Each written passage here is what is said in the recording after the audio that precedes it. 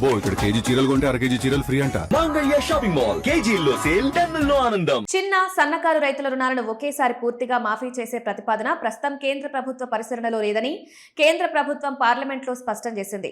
ఒత్తిడిలో ఉన్న రుణగ్రహీతలకు అవసరమైతే రుణాల పునర్వ్యవస్థీకరణ చేసే అవకాశం బ్యాంకులకు ఉందని కూడా తెలిపింది. సోమవారం లోక్సభలో ఆర్థిక శాఖ సహాయ మంత్రి పంకజ్ చౌదరి లిఖితపూర్వక సమాధానమిచ్చారు. ఆర్థిక ఇబ్బందులు ఎదుర్కొంటున్న రుణగ్రహీతలకు ఉపశమనం కల్పించేందుకు reserve bank of India 2025 November 28న master direction on resolution of stressed assets 2025 ను జారీ చేసిందన్నారు.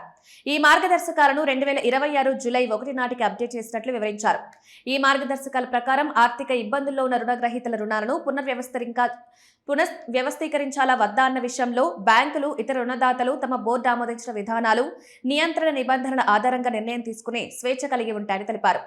చిన్న సన్నకారు రైతుల రుణాలను ఒకేసారి మాఫీ చేయడం, వాటిని పునర్వ్యవస్థీకరించడం గురించి కేంద్ర ప్రభుత్వం ఆలోచిస్తుందా అని అడిగిన ప్రశ్నకు సమాధానంగా ప్రస్తుతం అలాంటి రుణమాఫీ ప్రతిపాదన కేంద్ర ప్రభుత్వ పరిశీలనలో లేదని పంకజ్ చౌదరి స్పష్టం చేశారు.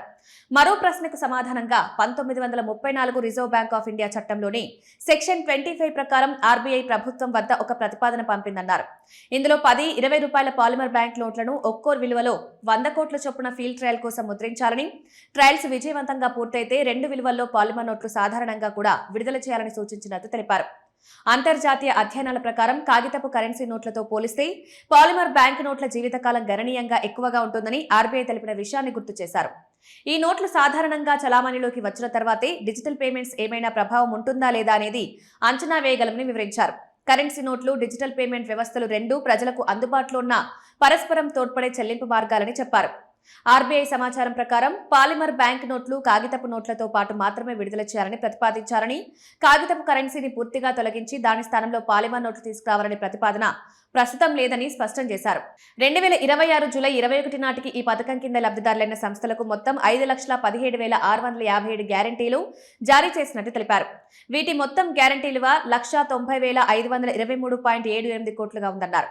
మొత్తంగా రైతుల రుణమాఫీపై ప్రస్తుతం కేంద్ర ప్రభుత్వం కొత్త నిర్ణయం తీసుకోలేదని స్పష్టం చేసింది. అవసరమైన సందర్భాల్లో రుణాల పునర్వ్యవస్థీకరణకు బ్యాంకుల అవకాశం ఉందని తెలిపింది.